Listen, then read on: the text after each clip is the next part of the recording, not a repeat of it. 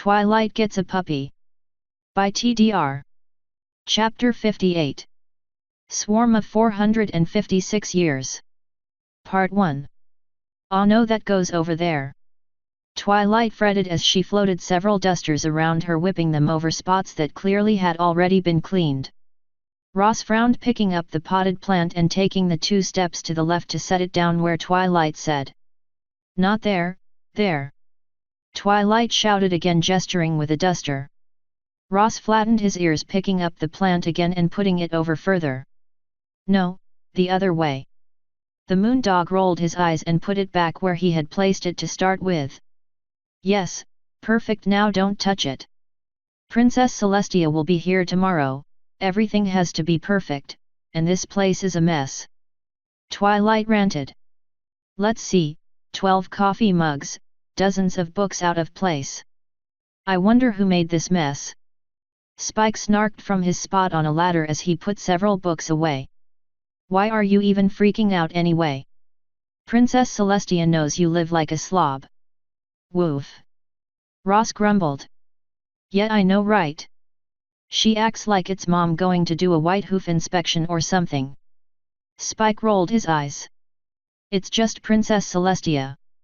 Just Princess Celestia. Just Princess Celestia." Twilight screamed. Yeah, you know the mayor who was your teacher, whose sister you saved, who manipulated you into doing stuff and who you told off at least once." Spike explained. "The princess who we have literally watched shove her whole head into a cake in order to eat it from the inside out. That Princess Celestia." "Bark." Ross added. "Yes, I know she ordered us to treat her like every pony else, but that was in the palace, not out here in the real world, in real life." Twilight ranted. "Twilight, this is Ponyville." Spike deadpanned as he climbed back down the ladder.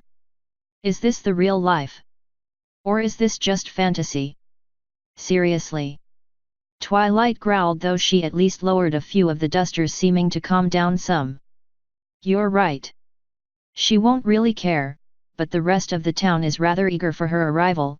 Given what happened last time she was here, I'd like to make this event as unstressed as possible for everyone. By stressing out over it." Spike crossed his arms, looking up at her as he reached the bottom of the ladder. "I'm not." Twilight began getting a stare from both of her brothers. "Okay, maybe I am a little stressed. You need to relax. I keep this place pretty clean as it is, and the rest of the town is already working on the rest of the celebration. They did just fine for the summer celebration, they'll do fine now."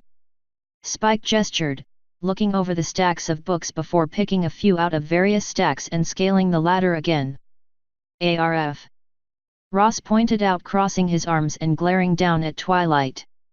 While the moondog was wearing pants, his coat was little more than burnt scrap at this point, and none of his old shirts fit him anymore, so his navy furred arms and torso were bare, something he seemed annoyed with when he went out, but it was his usual manner of dress at home anyway. Rarity was busy with rush orders for those who wanted to look their best when the princess arrived, so she couldn't deal with his coat right now. Right. Twilight sighed at Ross's order, lowering all but one of the dusters, reminded again she was still under doctor's orders to take it easy with her magic. The front door was flung open suddenly, and everyone looked at the door in time for a pink form to tumble in, rolling like a wheel across the floor until it collided with the stacks of books Spike was sorting, which were oddly positioned in a triangle formation. The rolling mass of pink slammed into them with a sound of crashing pins, flinging books everywhere. The flung projectiles smacked into the shelves, dislodging hordes of other books, and one knocked Spike from his perch atop the ladder. Ross darted forward only for Twilight's magic to catch Spike first, setting him on the ground. A familiar pink pony popped out of the fallen books, looking around as she tried to stop her own dizziness. "Oof, remind me never to do that again," Pinkie Pie muttered as Twilight started to hyperventilate at the new mess. "Pinkie? What are you doing here?" Twilight demanded. "Recovering from an epic strike," Pinkie explained.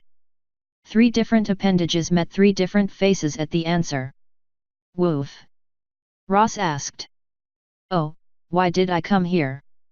Because Mr. and Mrs. Cake kicked me out of Sugar Cube Corner for testing all the snacks they were making to make sure the princess would like them. Pinkie Pie stated innocently. I'm not sure she'll like the banana pudding with moon pies, but the rest are grade A. Though who's Princess Celeste? I thought it was Princess Celestia was coming. What? Twilight blinked as Pinkie Pie pointed at the door. Oh boy! Spike stated looking out the still open door. They got the banner wrong. What? Twilight asked, a hair springing out of place on her mane as she rushed the door. What? Spike frowned as Twilight rushed off to have a word with Carrot Top and Berry Punch. This is gonna be a long day. Spike sighed as Ross nodded. Oh, did I come at a bad time? Fluttershy asked as she poked her head in the door, practically dancing in place with excitement.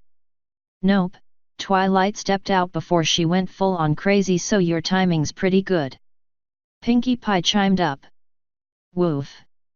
Ross smirked with a small wag of his tail. Oh, hello to you too, Ross. Fluttershy smiled, though she didn't make eye contact with the moon dog, her face turning a bit red. Silence filled the room a moment as most of them waited for the shy Pegasus to speak, and Fluttershy set in to wait until Ross left so she could talk. The stalemate was broken by Twilight's return. We ran out of room. Twilight mocked in a squeaky voice. At least they didn't misspell it completely. Oh, hello Fluttershy, what are you doing here? Oh, Twilight, Fluttershy startled. Yes, well, I was out at the edge of the forest picking flowers and well, come on out little guy, Fluttershy muttered looking back at her wing. If it's a snake I apologize in advance for blasting it, and probably you, Twilight muttered backing away from Fluttershy. The little blue ball with wings that fluttered out of the Pegasus's mane was not really what anyone expected. The creatures fluttered around a bit, its large green eyes taking in everything as it hovered cutely around Fluttershy, purring.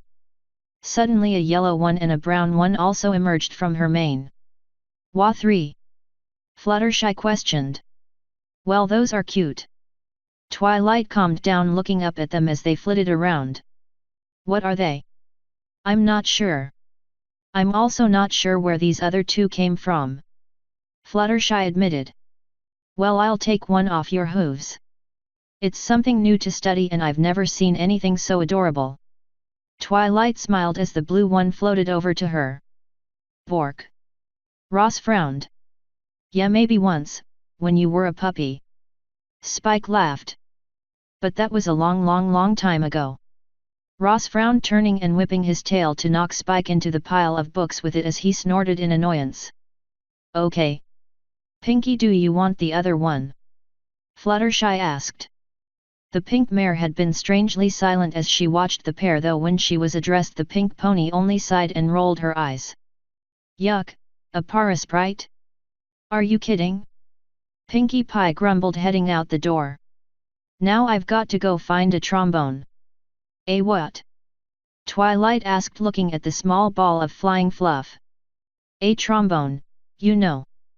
Pinkie Pie made a gesture like she was playing and made noises like a trombone. A trombone. The pink mare turned back and headed out the door. What? Twilight demanded again. A trombone. Spike repeated. You know.